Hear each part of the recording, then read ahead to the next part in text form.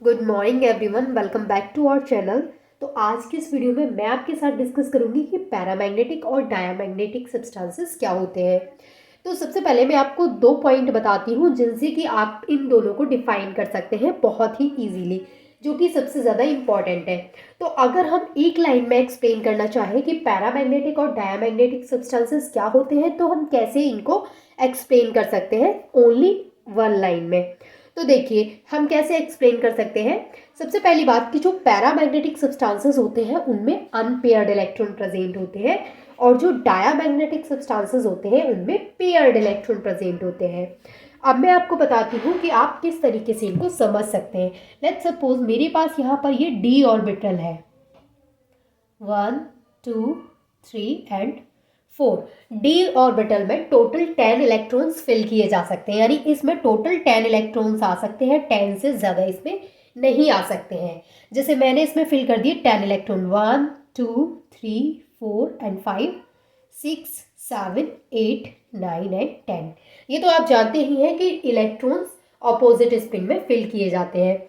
अब यहाँ पर हम बात करते हैं कि जो हमारा डी ऑर्बिटल है उसमें टोटल 10 इलेक्ट्रॉन्स आ सकते हैं, और यहाँ आप देख सकते हैं कि ये जो हमारे पास यहाँ पर जो हमारे पास ऑर्बिटल्स हैं वो फुल्ली फिल्ड ऑर्बिटल्स हैं, यानी सभी क्या है, सभी इलेक्ट्रॉन क्या है, पेयर्ड है। आपको यहाँ पर एक चीज़ बहुत अच्छे से क्लियर हो रही होगी कि यहाँ पर सभी इलेक्ट्रॉन्स क्या है, पेयर्ड है, सभी ने पेयरिंग कर रखी है।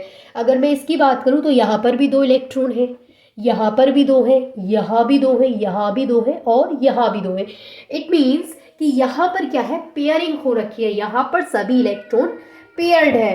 तो मैंने जैसे आपको बताया कि जो डायामैग्नेटिक सब्सटेंसेस होते हैं उनमें पेयर्ड इलेक्ट्रॉन प्रेजेंट होते हैं, पेयर्ड इलेक्ट्रॉन प्रेजेंट होते हैं। दैट मीन कि ये वाला जो हमारे पास हमने ये जो एग्जांपल है हमारे पास वो किसका है, वो डायामैग्नेटिक सब्सटेंस का है। यानी कि डायामैग्नेटिक सब्सटेंस वो सब्सटेंसेस होते हैं जिनमें सभी पेयर्ड इलेक्ट्रॉन प्रेजेंट होते हैं। तो ये जो हमारे पास एग्जांपल है वो किसका एग्जांपल हो गया, दैट इज डायामैग्नेटिक। ठीक है, तो डायामैग्नेटिक सब्सटेंसेस कौन से होते हैं, जिनमें सभी इलेक्ट्रॉन पेयर्ड होते हैं, मतलब सभी ने पेयरिंग कर रखी होती है, जैसे कि आप यहाँ पे देख सकते हैं। अब हम बात करते हैं कि पैरामैग्नेटिक सब्सटेंसेस कौन से होते हैं। तो सेम मैं यहाँ पर इसी ऑर्बिटल को बना लूंगी, डी ऑर्बिटल को, 1 2 3 4 एंड 5। तो यहाँ पर फिर से मैंने क्या बना लिया है, डी ऑर्बिटल बना लिया है। अब क्या होगा, जैसे मैंने आपको बताया कि पैरामैग्नेटिक में क्या होगा, वहां पर पेयर्ड नहीं होगा। अब ऐसा नहीं है कि यहाँ पे सारे इलेक्ट्रॉन पेयर्ड नहीं होंगे। देखिए ऐसे भी हो सकता है, इस तरीके से और इस तरीके से। अब भी हम इसको क्या बोलेंगे, पैरामैग्नेटिक बोलेंगे। क्यों बोलेंगे, देखिए यहाँ पर आप बोलेंगे कि यहाँ पर ये दो तो पेयर्ड है, हाँ जी बिल्कुल ये दोनों पेयर्ड है, लेकिन ये जो 3 है वो क्या है, वो अनपेयर्ड है।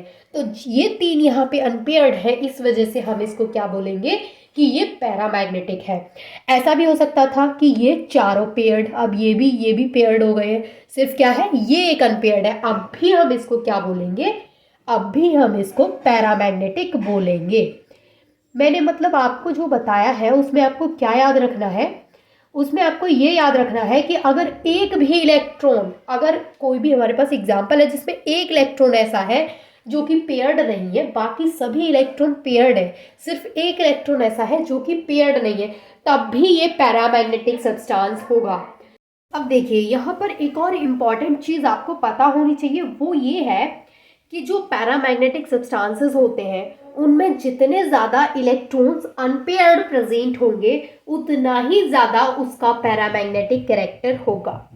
मतलब मेरा कहने का मतलब ये है कि जैसे मैंने बोला कि ये जो है हमारे पास एग्जाम्पल वो पैरामैग्नेटिक सब्सटेंस का है, और ये वाला जो एग्जाम्पल है हमारे पास वो डायामैग्नेटिक सब्सटेंस का है। यानी जितने ज़्यादा इलेक्ट्रॉन ऐसे होंगे जो पेयरिंग में नहीं है तो उतना ही ज़्यादा उसका पैरामैग्नेटिक कैरेक्टर होगा। बस ये चीज़ आपको याद रखनी है। अब मैं आपको इसकी डेफिनेशन नोट कराती हूँ कि पैरामैग्नेटिक और डायामैग्नेटिक आप किस तरीके से नोटबुक में लिखेंगे। तो देखिए जैसे मैंने आपको बताया एग्जाम्पल की हेल्प से, आई होप कि आपको क्लियर हो गया होगा कि पैरामैग्नेटिक सब्सटेंसेस क्या होते हैं और डायामैग्नेटिक सब्सटेंसेस क्या होते हैं। अब मैं जो डेफिनेशन कराऊंगी वो सबसे पहले पैरामैग्नेटिक सब्सटेंसेस की, पैरामैग्नेटिक सब्सटेंसेस। देखिए पैरामैग्नेटिक सब्सटेंसेस कौन से होते हैं, आपको क्या लिखना है, substance having, substance having unpaired electron, substance having unpaired electrons are called paramagnetic substance,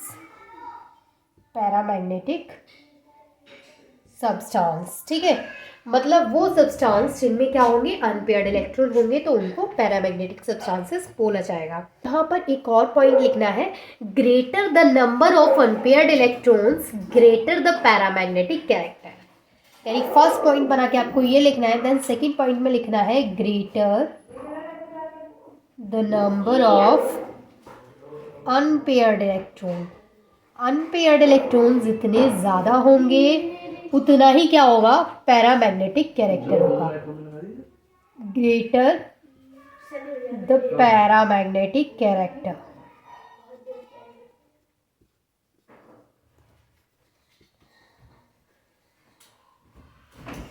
greater the number of unpaired electrons greater the paramagnetic character. जितने ज़्यादा अनपेयर्ड इलेक्ट्रॉन होंगे उतना ही ज़्यादा पैरामैग्नेटिक कैरेक्टर होगा।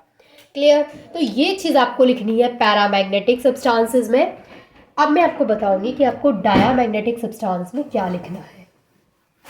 बहुत ही इजी है दोनों, बहुत अच्छे से आपको क्लियर भी हो गए होंगे, बस डेफिनेशन लिखना है। अब आपको लिखना है डायामैग्नेटिक सब्सटेंस। डायामैग्नेटिक सब्सटेंसेस में आपको क्या लिखना है, डायामैग्नेटिक सब्सटेंसेस।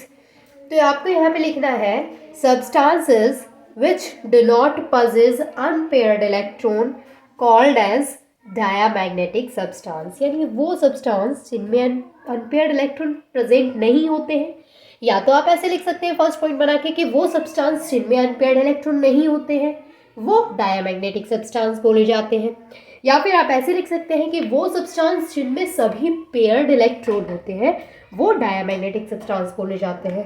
तो दोनों तरीके से आप लिख सकते हैं। फर्स्ट तो आप ऐसे लिख सकते हैं substance which do not possess unpaired electron called as diamagnetic. तो कैसे लिखेंगे आप, substance which do not possess unpaired electron are called as diamagnetic substance।